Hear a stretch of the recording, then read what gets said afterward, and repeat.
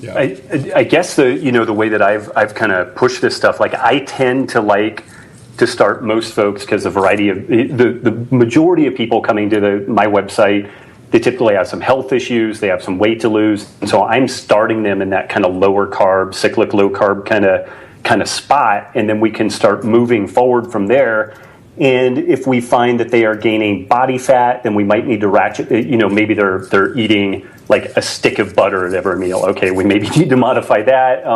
Maybe we need to tweak carbs. Or on the other side of that, if they're feeling like their legs are kind of leaden, if they're feeling lethargic, then we up the carbs, and we try to primarily up the carbs in the post workout window. Although I've been steering more people in the direction of the carb backloading direction. So maybe it's in the post workout window, maybe it's simply in the evening, which we'll talk a little bit about that. But we've been able to get people, up to UFC caliber, MMA.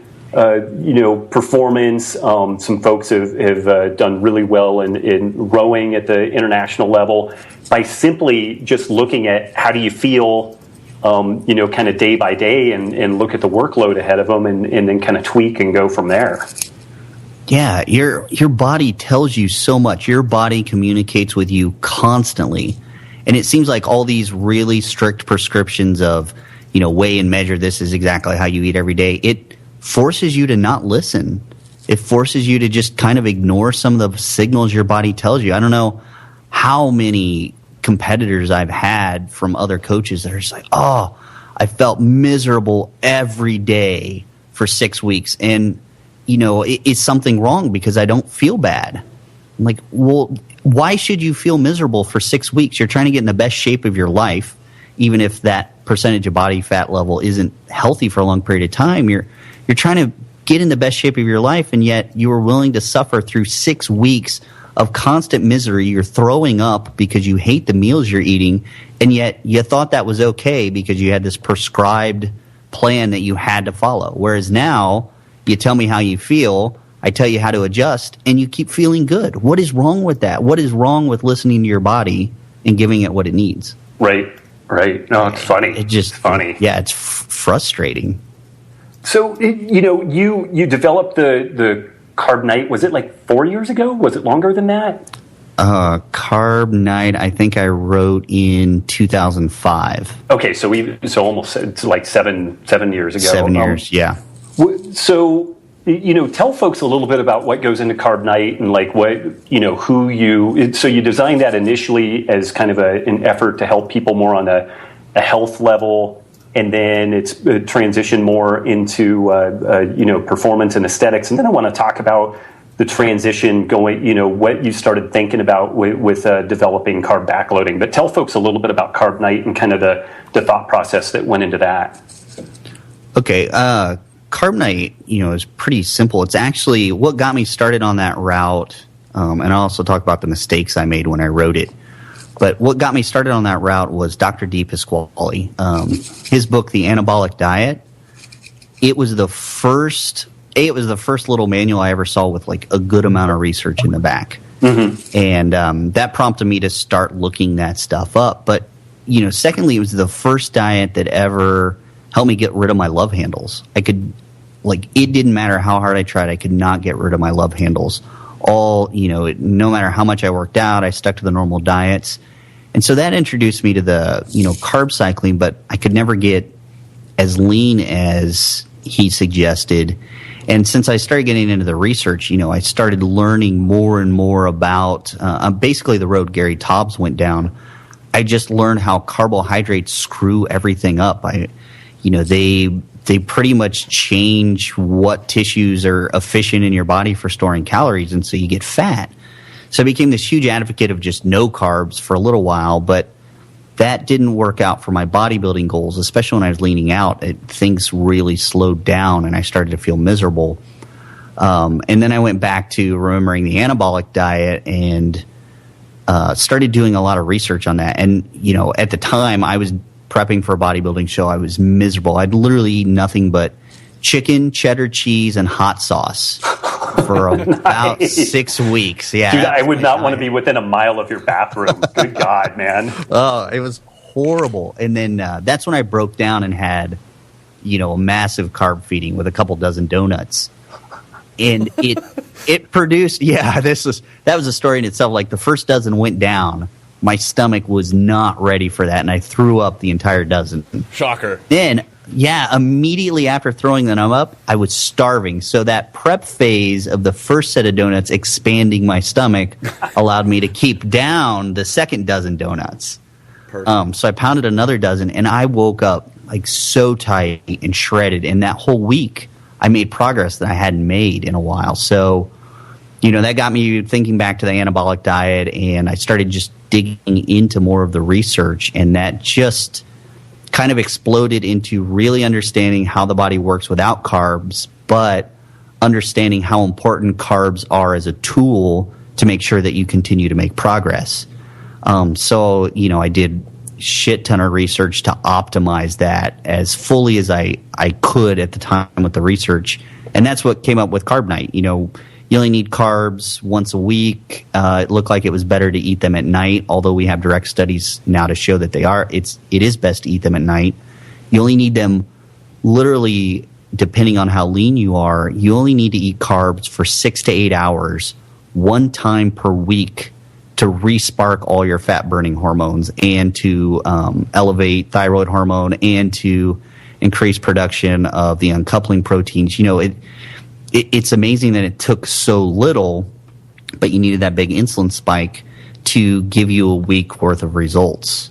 And I started using it with just regular people, and they got great results. And it was really easy for most of them. The problem they would have was at dinner with their family and things like that, but they always found alternatives. But it worked incredibly well, and as I learned to refine it for performance, that's what I started taking on clients for bodybuilding and things like that, and really refined a version specifically for them that I still don't talk about that much. It's still just the health version that's out there. So that's what led me to do that. It was more for myself for aesthetics. Then I learned all the health benefits. I got normal people on it. They started doing blood tests, of course, because they were scared shitless to eat all this saturated fat that I'm recommending. And they got healthier. And they got leaner. It was like everything they could want. The mistake I made was not understanding what I've come to understand in all the research and all the diet. Any diet you look at that's actually ever been effective for weight loss, it has a very, very specific structure of food. And that structure is there's a base level. Most of the food comes from minimal processing. And minimal processing to me includes cooking. So your first two layers are fibrous vegetables and meats, essentially. Those require the lowest level of processing. So you can either look at a really strict vegetarian diet, they're eating mostly from that level. Or, on the other hand, a very strict ketogenic diet is also eating mostly from that group. They're just choosing different groups to base their diet on. And if I had understood that when I wrote Carb Night, I wouldn't have recommended so many processed foods, because I was really just looking at what is your fat to protein ratio. And now I understand that, if you go a level deeper, you can get even faster results, better results, and results that are easier to maintain for a longer period of time.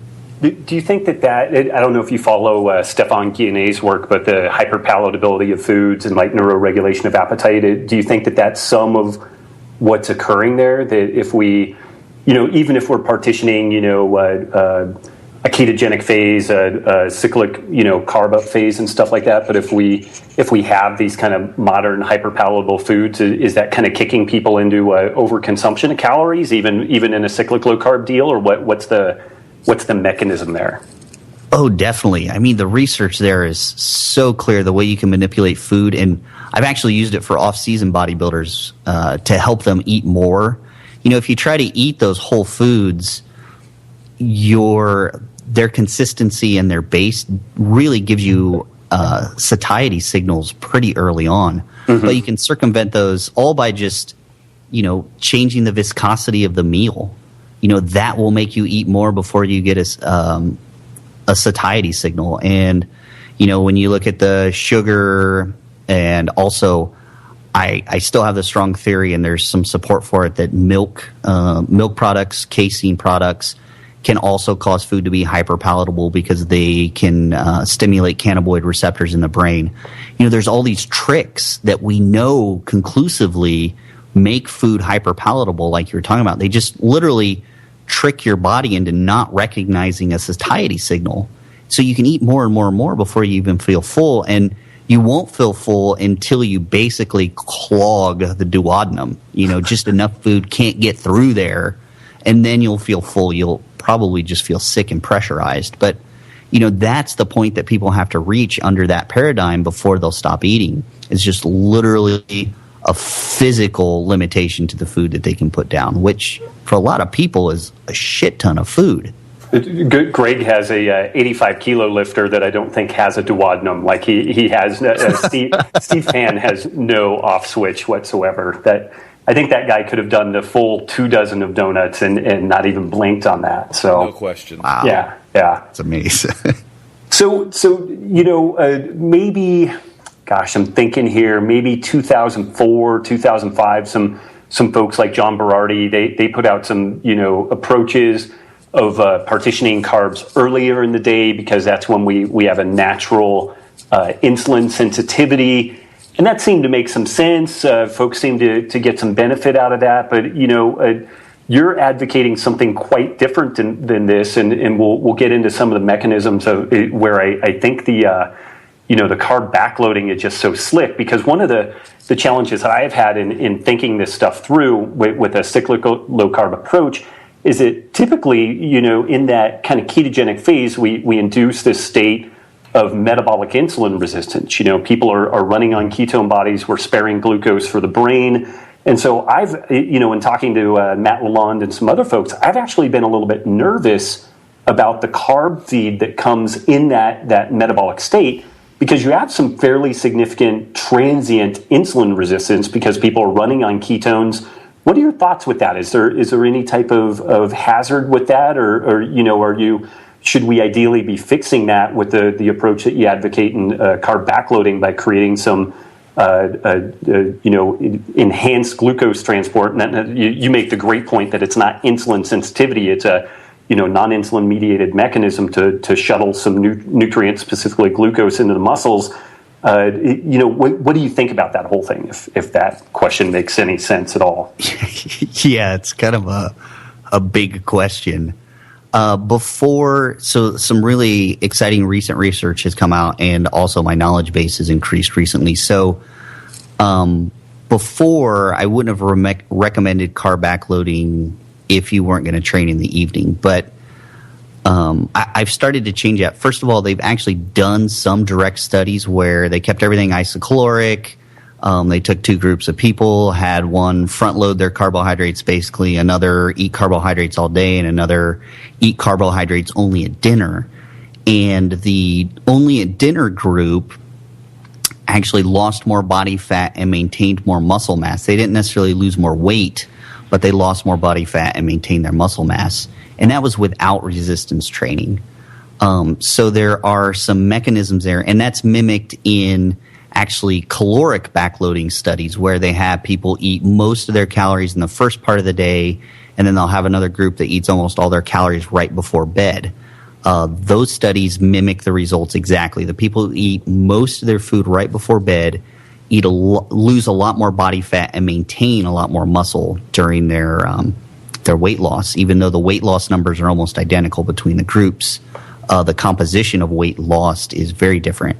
And I think there's several reasons for that. One, if you think about it, you wake up every morning in a ketogenic state. You are making ketones and you are burning ketones. There's almost no way around it unless you get up periodically through the night and eat food. People wake up ketogenic. It's rare not to, although if you're already deeply into type 2 diabetes, that's not the case. Right. You actually don't necessarily wake up ketogenic. But for normal, healthy people who haven't crossed that threshold yet, you wake up ketogenic. So, the first thought is, why mess that up? Your body's burning fat. It's happy burning fat at that time. You actually have a hormonal situation where it wants to burn more fat. Why screw that up? And then the second question is, okay, yeah, in general, we're more insulin sensitive in the morning, although, again, not true for type 2 diabetics. They have insulin resistance first thing in the morning. In general, we're more insulin sensitive in the morning, but what does that mean? People really, I think, not to knock any of the experts making these recommendations, I don't think they ever sat down long enough to think about, well, what does that mean? And there are only two tissues in your body that really have a strong signaling mechanism for insulin when it comes to carbohydrate use, and that's fat tissue and muscle tissue.